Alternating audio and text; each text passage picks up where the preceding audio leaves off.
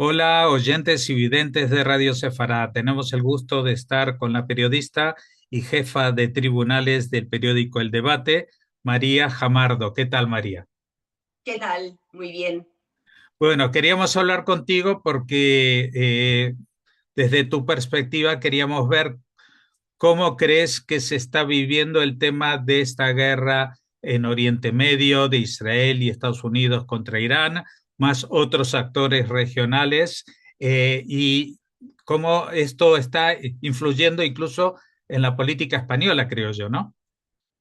Bueno, definitiva y radicalmente, porque es una excusa que ha encontrado el gobierno socialista de Pedro Sánchez para hacer política doméstica, utilizando esta causa, primero, contra la guerra de Irán, desde el punto de vista del no a la guerra, que es evidente que todos queremos la paz, Israel, España, Estados Unidos. Es evidente que todo el mundo suscribe ese eslogan, que por lo tanto es un eslogan vacío, pero que sirve para hacer importante pedagogía en cuanto al electorado de la izquierda y de la izquierda más radical española. Y en segundo término, porque ya Pedro Sánchez se inauguró con ese apoyo a Palestina y a la causa palestina, que en definitiva escondía la verdad sobre una situación histórica que en realidad no tiene nada que ver con el pueblo palestino, sino con la utilización del pueblo palestino que hace la organización terrorista de Hamas. Es lo mismo que estamos viendo ahora con el asunto del Líbano y cómo se está presentando en la prensa occidental, en la española de izquierdas y más afín al gobierno, por supuesto, lo que sucede en esa lucha de Israel contra Hezbollah, que no deja de ser otra pata similar a Hamas y que además ambas son organizaciones terroristas que han sido históricamente financiadas y esparcidas a través de la financiación de la teocracia iraní. Así que sí, impacta de lleno en la política nacional española. Impacta incluso de forma asombrosa, por lo menos para algunos como yo, que no solamente vemos que se forma un grupo de apoyo en torno a la izquierda española y a los aliados de gobierno de Sánchez, excepción quizás de Junts per Catalunya, eh, pero lo que vemos es que tampoco alguna parte de la derecha española lo tiene muy claro, ¿no? Porque antes estaban apoyando a Israel, el Partido Popular, pero parece como que últimamente empiezan a adoptar un lenguaje bastante menos contundente en el apoyo. Bueno, yo creo que la derecha española es el votante de derechas español y creo que la mayoría de los votantes españoles tienen claro en qué lugar de la historia y a qué lado quieren estar. Con independencia de que es evidente que hay varias almas y varias sensibilidades dentro del Partido Popular y que una cuestión es la que representa o la que defiende el presidente nacional, el señor Alberto Núñez Feijóo, y otra muy distinta la que defienden políticas tan aguerridas y tan directas o valientes como la de la presidenta de la Comunidad de Madrid, Isabel Díaz Ayuso, que es una defensora de la causa israelí, sobre todo por la contrariedad que supone históricamente que haya sido atacada esa causa israelí, manteniendo el orden, el equilibrio y sobre todo sufriendo y padeciendo in situ las consecuencias de un entorno hostil que nosotros desde aquí no alcanzamos a entender porque vivimos muy cómodamente, en cierto modo, y gracias precisamente a ese muro de contención que Israel trabaja día a día a costa incluso de la tranquilidad o de la rutina de sus ciudadanos que están muy, muy acostumbrados a coexistir con esas amenazas o con esas alertas de bombardeos y a tener esa habitación, digamos, de seguridad en sus casas casi como parte, ¿no?, de su día a día cuando no debería ser y cuando creo que no hay otra situación similar a nivel mundial. Pero yo creo que el Partido Popular tiene clara cuál es su posición geoestratégica y cuál es la política exterior que quiere abordar si en un futuro llega a gobernar en España y parece apuntar a que todo será así a partir de 2027 cuando estamos llamados a elecciones generales los españoles. Quizás se ha malinterpretado en alguna ocasión ese apoyo al no a la guerra que ha hecho el señor Núñez Feijóo, pero como yo reflexionaba antes, creo que el no a la guerra lo suscribimos todos y cada uno de los ciudadanos de España, lo que no significa que esa sea la situación posible en cualquier momento y circunstancia. Hay momentos en los que hay que decir que la guerra es un mal necesario para salvar o salvaguardar la seguridad y la libertad de los ciudadanos a nivel mundial frente a otras amenazas que no entienden de esos titulares y que lo que en realidad están haciendo es trabajar en contra de esa no a la guerra, aunque propagandística y mediáticamente tengan un apoyo mayor frente a las posiciones que de verdad defendemos la libertad, que de verdad defendemos posiciones pacifistas, pero no a cualquier precio, evidentemente. Ujú. Bueno, dentro de esas aparentes incongruencias, llama también mucho la atención el tema de las feministas. Lo voy a llamar así de forma genérica, porque parece como que en los últimos años y décadas, pues ha sido una posición de la que se ha apropiado también el gobierno, como si sus feministas valieran más que otras feministas. Y desde esa posición como si las mujeres del mundo todas valieran mucho más que las mujeres israelíes cuando son secuestradas, violadas, etcétera, en esta guerra, ¿no?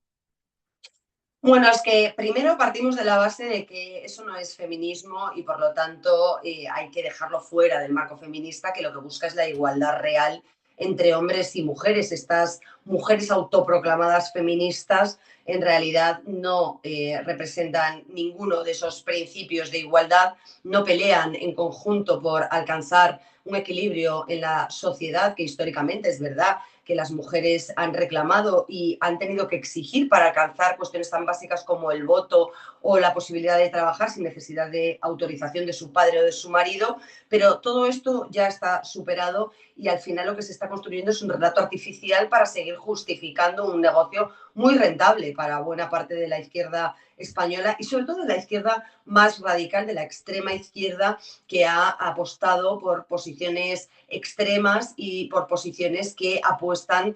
no por defender a las mujeres y sus causas, sino por defender sus propios intereses como mujeres, su propio modo de vida y los chiringuitos de aquellas que se unen a ese movimiento que tiene una especie de pátina de legitimidad que en realidad no es tal. Ya lo hemos sufrido antes otras mujeres en el ámbito nacional, aquellas que no encajábamos con su discurso, con su relato, o que cuestionábamos algunas de las medidas, de las políticas o de las afirmaciones que vertían en la opinión pública y que con el tiempo además se han ido confirmando como ciertas. Entre otras cuestiones, por ejemplo, el uso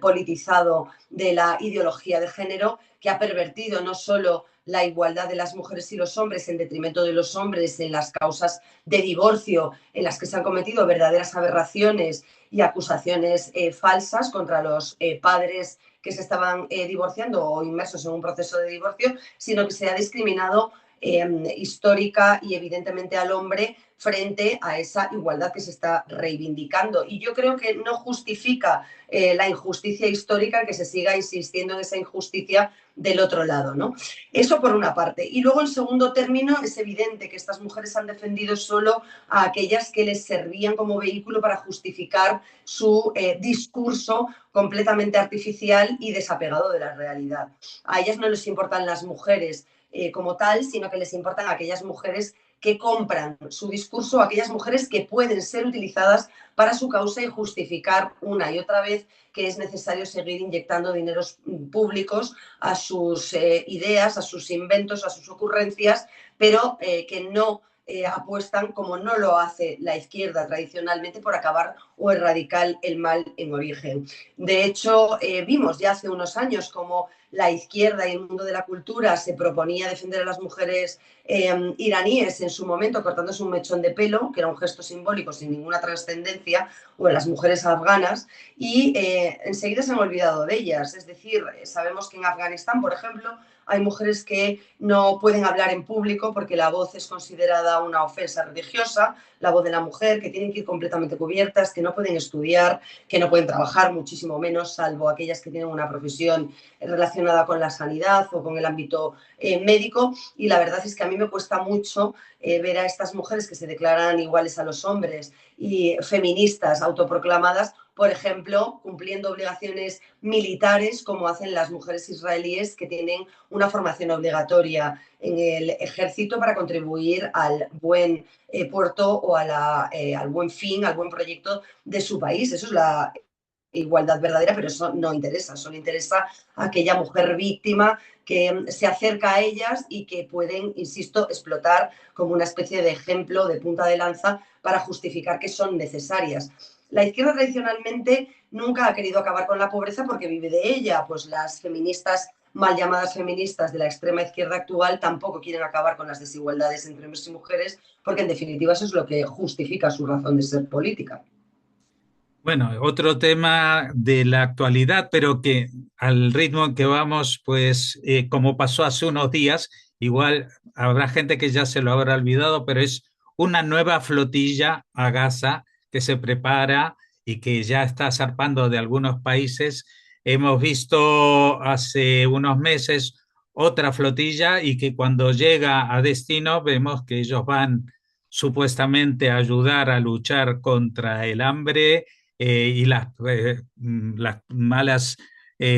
cuestiones que están sufriendo la población de Gaza, que es verdad de que no viven en una situación que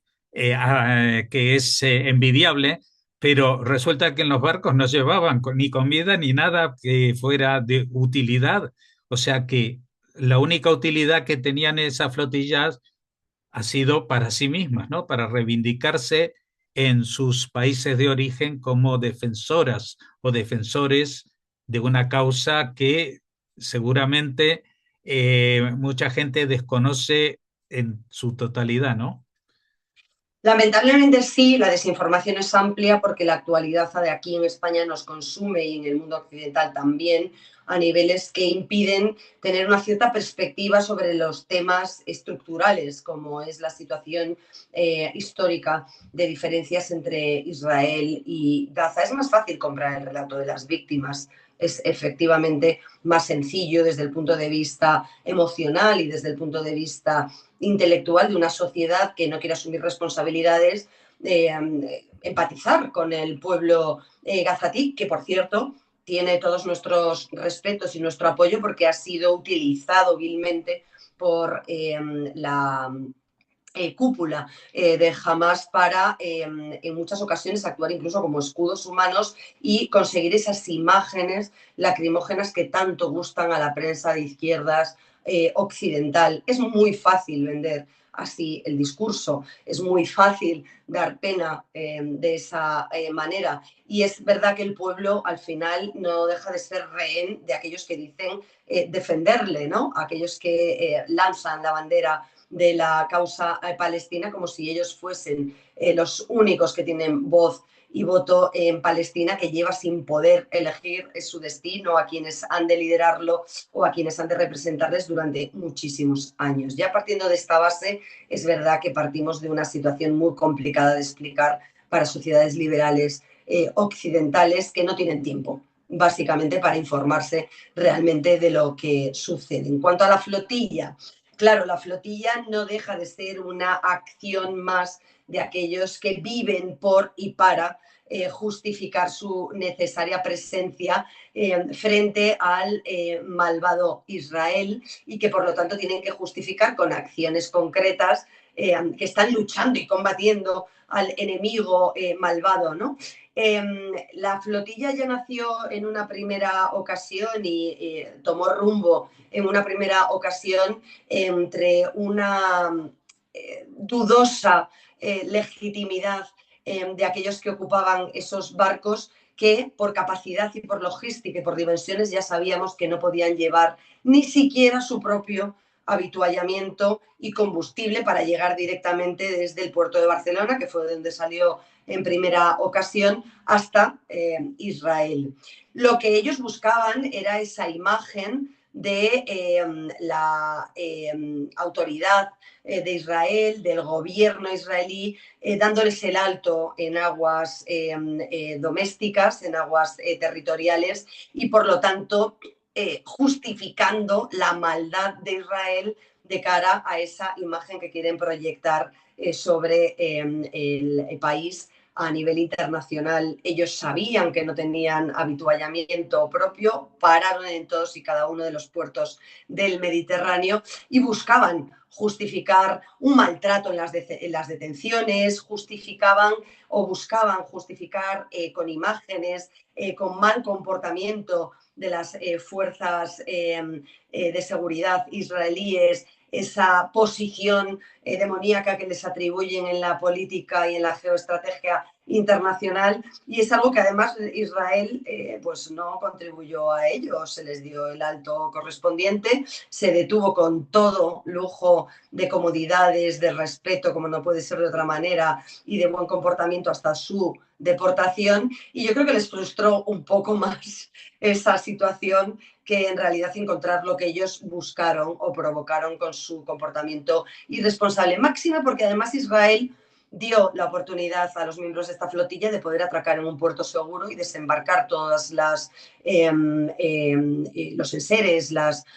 ayuda humanitaria que decían llevar y no quisieron. Es decir, que no les interesaba en realidad, una vez más, ni el pueblo palestino ni que su ayuda llegase al destino concreto, sino buscar insisto, esa imagen que amparase un relato edulcorado, un relato artificial, que es el que han tardado o al que han estado defendiendo durante un montón de años en todas las esferas institucionales y también a pie de calle en cada ocasión que han tenido la posibilidad de hacerlo. Pues María Jamardo, te agradecemos mucho que nos hayas atendido. Sabemos que tu agenda está a tope y hemos tenido que hacer cola como en el autobús para encontrar un huequito para poder hablar contigo. Muchas gracias por atendernos y esperamos que esta situación que se está viviendo pues pronto llegue a su fin, la guerra, para también no solamente los gazatíes pacíficos, sino también para los iraníes pacíficos, que son la mayoría, porque es otro país que ha tenido una comedia de democracia que, bueno, que muchos han comprado, pero que evidentemente no era real. Muchas Pues así gracias. es. Yo espero que pronto en Oriente Medio se alcance ese equilibrio que todos merecéis, que Israel tenga la posibilidad y los israelíes de vivir tranquilos sin tener que despertarse cada día sobresaltados por esas alarmas, ¿no? O por tener que activar esa cúpula de hierro, y que los iraníes, los gazatíes, los libaneses, que son un pueblo pacífico que quieren vivir efectivamente tranquilos también, que puedan hacerlo lejos de regímenes tiránicos que en realidad solo les utilizan para seguir alimentando un relato perverso. Muchas gracias por habernos atendido. Un abrazo.